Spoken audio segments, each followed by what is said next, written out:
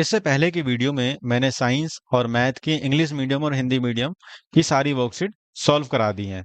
Subject SST की English medium की भी सॉल्व करा दी है। अगर आपने समझ के और फिर सवाल को करना है, अगर आप कहीं और से भी कर चुके हैं और समझ में नहीं आया, तो आप वहां जाकर उसे प्लेलिस्ट में देखकर समझ सकते हैं और आगे बढ़ सकते हैं। बेटा, समझना बहुत जरूरी है। अगर आप समझ नहीं रहे तो इसका मतलब ये है कि आप अपने आप से चीटिंग कर रहे हैं। आज की इस वीडियो में हम वर्कशीट नंबर 2 करने वाले हैं, सामाजिक विज्ञान क्लास 9th की। तो चलिए शुरू करते हैं।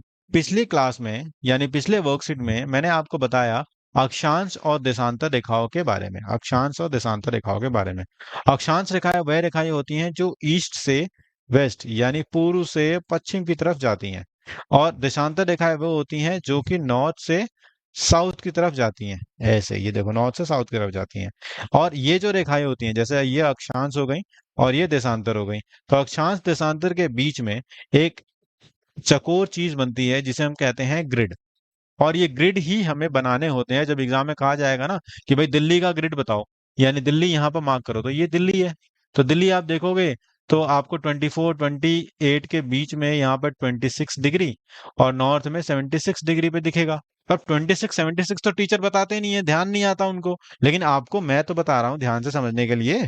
तो आप यहाँ समझ जाओ अच्छे से 26 और 76। ये जो वर्कशीट दी जा रही है इसलिए तो दी जा रही है, आप समझ ही नहीं रहे इस बात को। चलिए अब क्वेश्चन को करते हैं। भारत के उत्तर में स्थित एक पड़ोसी देश कौन सा है? भारत के उत्तर में, अब देखो ये था आपका दक्षिण, ये था पूर्व, ये था पश्चिम। उत्तर क्या होगा? जम्मू एंड कश्मीर के साइड। तो जम्मू एंड कश्मीर के साइड हमारा जो पड़ोसी देश है वो है चीन।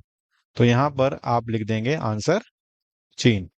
वह भारतीय राज्य जो नेपाल के साथ सीमा साझा नहीं करता। नेपाल देश के साथ कौन सा भारतीय राज्य सटा हुआ नहीं है, उसके साथ सीमा शेयर नहीं करता? तो उत्तर प्रदेश, बिहार, उत्तराखंड, हिमाचल प्रदेश में देखते हैं। भाई उत्तर प्रदेश तो नेपाल से सटा हुआ है, बिहार भी सटा हुआ है, उत्तराखंड भी सटा हुआ है, हिमाचल प्रदेश दूर है। तो इसका आंसर हिमाचल प्रदेश हो जाएगा, क्योंकि ये साझा नहीं कर रहा है बाउंड्री। ठीक है, तो हम लगा देते हैं हिमाचल प्रदेश डी। पहले का आंसर है सी, दूसरे का है डी। निम्नलिखित में से भारत का कौन सा राज्य तीन ओर से बांग्लादेश से घिरा हुआ है? अरे भाई, बहुत ही प्रकोप है इस राज्य के ऊपर तो। बांग्लादेश के बांग्लादेशियों ने तीन तरफ से घिरा हुआ है इसको। तो तीन तरफ से घिरा हुआ जो राज्य है वो यहाँ देख लेते हैं।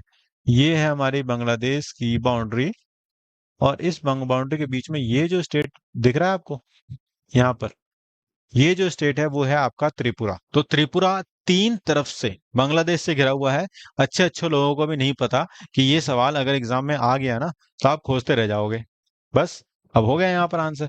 समझ करना नहीं है, आगे आके सीधे आंसर लिखना है या आंसर देखना है। फिर आप यहाँ पे गलत आ गए, आपको समझ के फिर करना चाहिए।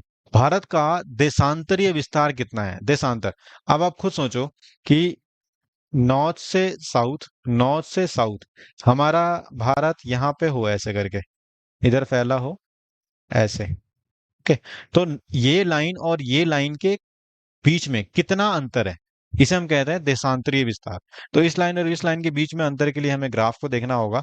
अगर हम देखें ध्यान से तो ये जो लाइन है, ये जो लाइन है ऐसे ऐसे करके, ये लगभग 67 पे जा रही है।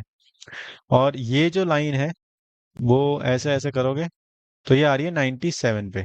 तो 67 से 97 तक हमारा भारत फैला हुआ है, इसकी चौड़ाई है ये देशांतरीय रूप से देखा जाए तो 67 से 97 के बीच में 30 डिग्री का फर्क देखने को मिल रहा है। तो 30 डिग्री का फर्क देखने को मिल रहा है, तो लगभग 30 डिग्री देशांतरीय विस्तार में हमारा देश है। उम्मीद है कि ये वर्कशीट आपको पहली वर्कशीट से ज्यादा कठिन भी लग रही होगी, बट समझ में आ गई होगी। इस चैनल पे हम अच्छे से समझाते हैं और फिर क्वेश्चंस को कराते हैं। वीडियो को आखिर तक देखने के लिए आपका बहुत बहुत धन्यवाद। अपने दोस्तों में शेयर करें, चैनल को सब्सक्राइब करें। Thank you.